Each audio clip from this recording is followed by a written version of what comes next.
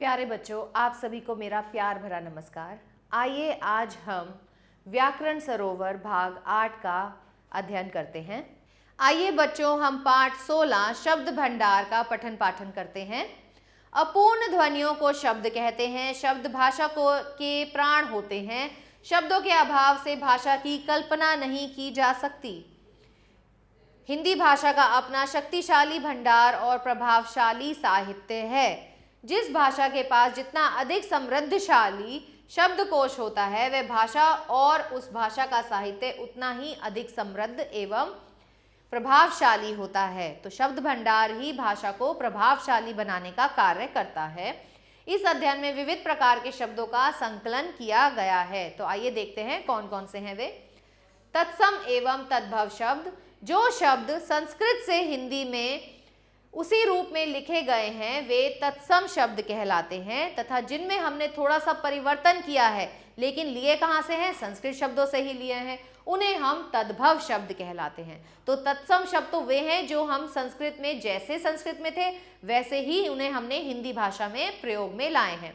और तद्भव वे शब्द हो जाते हैं, वे भी संस्कृत शब्द होते हैं जिनको हमने थोड़ा सा परिवर्तन करके हिंदी भाषा में अपना लिया है। तो आइए देखते हैं कौन कौन से हैं वे। तत्सम में अग्र, अग्र का होता है आगे। आश्चर्य, तद्भव हो जाएगा अचरज। अंगुली का हो जाएगा उंगली। उल्लूक, उल्लू। अंबा, अम्मा। कर्म, काम। कृष्ण, काला या किशन। कोष्ठ, कोठा। कुपुत्र, कुपूत। घोटक, घोड़ा। त्रिकोण, तिकोण। पुत्र, पूत। शवसुर, ससुर। अस्थि, हड्डी। उत्साह, उत्साह। कुंभकार, कुम्हार। प्रकट, पिरकट। गृहिणी, घरनी। तंबूल, तंबाकू। प्रिय, प्यारा। सुत, सूत। ऐसे ही स्वर हो जाएगा सुर। धरणी, ये आपका तत्सम शब्द है और इसका तद्भव शब्द है धरती। हस्ती का हो जाता है हाथी। हृदय, हिया। सूर्य, सूरज। हस्त, हाथ। नकुल, नेवला। समानार्थी शब्द, तो समानार्थी शब्द कौन से होते हैं बच्चों? जिन्हें हम पर्यायवाची शब्द भी कहते हैं। जिन शब्दों के अर्थ में समानता पाई जाती है उन्हें समानार्थी या पर्यायवाची शब्द कहते हैं। समानार्थी शब्द भाषा की समृद्धि का प्रतीक होते हैं। जिस भाषा में जितने अधिक समानार्थी शब्द होते हैं वह भाषा उतनी ही समृद्ध होती है। तो आइए देखते हैं। अग्नि, अग्नि को हम अनल भी कह सकते हैं, आग भी कह सकते हैं, वहिनी, पावक, कृशालु भी कह सकते हैं। आनंद, हर्ष, उल्लास, प्रसन्नता, खुशी, आमोद। अमृत, अमीय, तोष, पीयूष, सुधा। अंधकार, तिमिर, अंधेरा। तमिस्त्र, तम। उन्नति को हम कह सकते हैं उत्कर्ष, अभ्युदय, विकास, प्रगति और उत्थान। कुबेर, धनपति, धनद। किन्नरेश, धनपति। ऐसे ही गंगा नदी को हम कह सकते हैं सुरसरी। जाह्नवी, पतित पावनी, भागीरथी, त्रिपथगा, सुरसरिता और देव नदी। ऐसे ही जीभ को हम क्या कह सकते हैं? रसना, जिह्वा, रसज्ञा। धनुष को हम कह सकते हैं धनु, शरासन, चाप और कोदंड। पुत्री को तनया, सुता, दुहिता, बेटी, नंदिनी, बिटिया या कन्या। पत्ता, पत्र, दल, किसलय, पत्र। बालक का हो जाएगा शावक। शिशु, बाल, बच्चा, लड़का। ऐसे ही स्त्री के लिए हम प्रयोग में ला सकते हैं रमणी, कामिनी, नारी, वनीता, अबला, ललना। समूह के लिए हो जाएगा पुंज, वृंद, टोली, झुंड, गण और दल। सौंदर्य, सुंदरता, शोभा और सुषमा। महादेव के लिए हम कौन कौन से पर्यायवाची लिख सकते हैं? भूतनाथ, त्रिलोचन, कैलाशपति, त्रिपुरारी, शिव शंकर, पशुपति। ऐसे ही बच्चों विलोम शब्द, विलोम शब्द वे शब्द होते हैं जो परस्पर विपरीत अर्थ को प्रस्तुत करते हैं। जैसे अमृत का हो जाता है विष, अज्ञ का विग्र, अपना, पराया। आस्तिक, नास्तिक, करुण, निष्ठुर। निक्षर साक्षर, कुरूप सुरूप, क्षणिक शाश्वत, इहलोक परलोक, इष्ट अनिष्ट, उत्कर्ष निष्कष्ट, आर्य अनार्य, अनुराग विराग, काला गोरा, कम अधिक, पाप पुण्य, निकट दूर, ऐच्छिक अनिवार्य, ईश्वर अनीश्वर, उत्थान पतन, खट्टा मीठा या कड़वा भी मीठा, इच्छा अनिच्छा। अनेकार्थी शब्द, अनेकार्थी शब्द से अभिप्राय है किसी शब्द के अनेक अर्थ होना। तो ऐसे शब्द जिनके अनेक अर्थ होते हैं उन्हें हम अनेकार्थी शब्द कहते हैं। हिंदी में अनेक ऐसे शब्द हैं जिनका एकाधिक अर्थ होता है।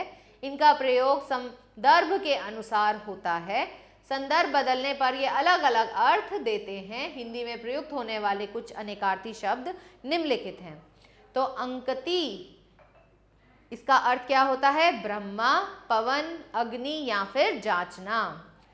अज, अज का अर्थ होता है बकरा, ब्रह्मा जिसका जन्म ना हुआ हो, ईश्वर, जीवात्मा, दशरथ के पिता का नाम। ऐसे ही बच्चों उत्तर, उत्तर एक दिशा भी है। उत्तर का मतलब जवाब भी हो सकता है, हल हो सकता है, उपाय, सेवा और इलाज। ग्रहण, ग्रहण का अर्थ हो सकता है लेना, दोष, सूर्य का ग्रास होना, चंद्र का ग्रास होना। जीवन, जीवन का क्या हो जाएगा बच्चों? जीवन का हो जाएगा वायु, प्राण, जल, जिंदगी। नग, नग का अर्थ होता है पर्वत, नगीना या वृक्ष। ऐसे ही फल, परिणाम, लाभ, खाने का फल।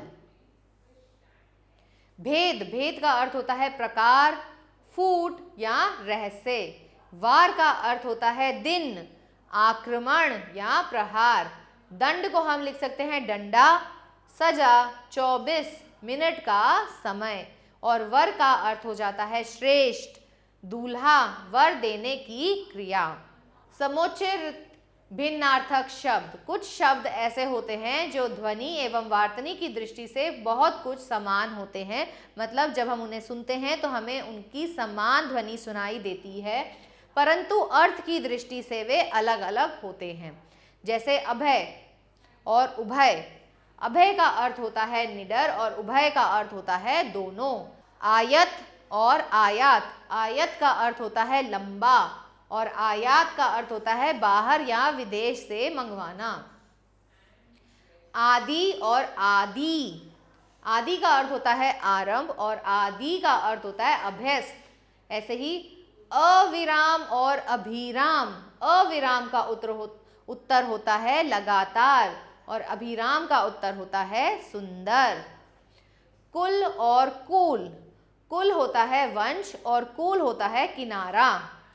शुचि, सूची, शुचि का अर्थ होता है पवित्र और वहीं सूची का प्रयोग हम विषय क्रम के लिए करते हैं। ऐसे ही अवधि और अवधि, अवधि भाषा विशेष होता है, अवध में बोले जाने वाली भाषा, और अवधि होता है समय। अंश और अंश, अंश का अर्थ होता है हिस्सा और अंश का अर्थ होता है कंधा। स्वर्ग और सर्ग, स्वर्ग का अर्थ होता है तीसरा लोक और सर्ग का अर्थ होता है अध्याय। कृपाण और कृपण, कृपाण का अर्थ होता है कतार और कृपण का अर्थ होता है कंजूस। वाक्यांश के लिए एक शब्द, वह उपयुक्त संक्षिप्त शब्द जो वाक्यांश अथवा अनेक शब्द संबद्ध शब्दों के लिए शीर्षक का कार्य करता है, वह वाक्यांश के लिए एक शब्द कहलाता है। वाक्यांश के लिए एक शब्द का व्यवहार उत्कृष्ट भाषा ज्ञान का प्रमाण माना जाता है। उदाहरण के लिए कृतघ्न, कृतघ्न शब्द ही लीजिए। हम किसी को लाख कहते रहें कि आप किसी के उपकार को नहीं मानते, तो हम क्या कर सकते हैं? उसके लिए एक शब्द में हम लिख सकते हैं कृतघ्न, जो किसी के किए गए उपकार को नहीं मानता। तो आइए देखते हैं ऐसे कौन कौन से शब्द हैं। जो नहीं जानता है, अनभिज्ञ, जो नया आया हुआ हो, नवागंतुक, जो भू के गर्भ का हाल जानता हो, भूगर्भ वेता, ऊष्म से उत्पन्न होने वाला ऊष्मज, किए गए उपकार को मानने वाला कृतज्ञ, नहीं मरने वाला अमर, विष्णु का उपासक या विष्णु से संबंध वैष्णव, शिव का उपासक या शिव से संबंध शैव, शक्ति का उपासक या शक्ति के संबंध शाक्त, जिसकी 4 भुजाएं हो चतुर्भुज, 3 भुजाओं वाला त्रिभुज, जिसके आर पार देखा जा सके पारदर्शक, जिसके हृदय में ममता नहीं हो निर्मम, जो अच्छे कुल में उत्पन्न हुआ हो कुलीन, जो सब में व्याप्त हो सर्वव्यापी। तो इस पाठ से हमने क्या जाना? एकार्थी शब्द का एक निश्चित अर्थ होता है। एक से अधिक अर्थ देने वाले शब्द अनेकार्थी शब्द कहलाते हैं। एक समान अर्थ देने वाले शब्दों को पर्यायवाची कहते हैं। एक दूसरे का विपरीत अर्थ देने वाले शब्दों को विपरीतार्थक या विलोम शब्द कहते हैं। वाक्यांश के लिए प्रयुक्त एक शब्द भाषा को सुंदर व स्पष्ट बना देता है। आइए बच्चों, बहुविकल्पीय प्रश्न देखते हैं। सही विकल्प पर सही का निशान लगाइए। निम्नलिखित में से कौन सा शब्द समानार्थी नहीं है? तो इसमें नभ समानार्थी नहीं है। विपरीत अर्थ प्रकट करने वाले शब्दों को विलोम शब्द कहते हैं। कौन सा जोड़ा समानार्थी नहीं है? तो इसमें सिर पैर समानार्थी नहीं है। जो कभी ना मरे अमर, जो सोने के आभूषण बनाता है वो होते हैं सुनार। अट्टालिका तत्सम शब्द का तद्भव शब्द है अटारी। शर और सर शब्द का यह अर्थ शब्द उसका अर्थ नहीं बताता, तो इसमें है शिखा। जो विशाल हृदय वाला हो उसे क्या कहते हैं? उदार। निम्नलिखित अनेक शब्दों के लिए एक शब्द पर सही का निशान लगाइए। जिसमें बल ना हो तो ऐसे व्यक्ति को क्या कहते हैं? दुर्बल। जो मांस खाता है वो होता है मांसाहारी। सप्ताह में एक बार होने वाला साप्ताहिक। भाषण देने वाला वक्ता। रंगीन शब्दों के विलोम लिखकर रिक्त स्थान भरिए। सज्जन, मान, अपमान। युद्ध में हार जीत।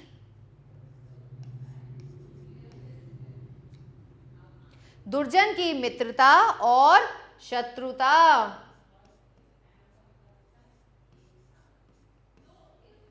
भारत अनेकता में एकता।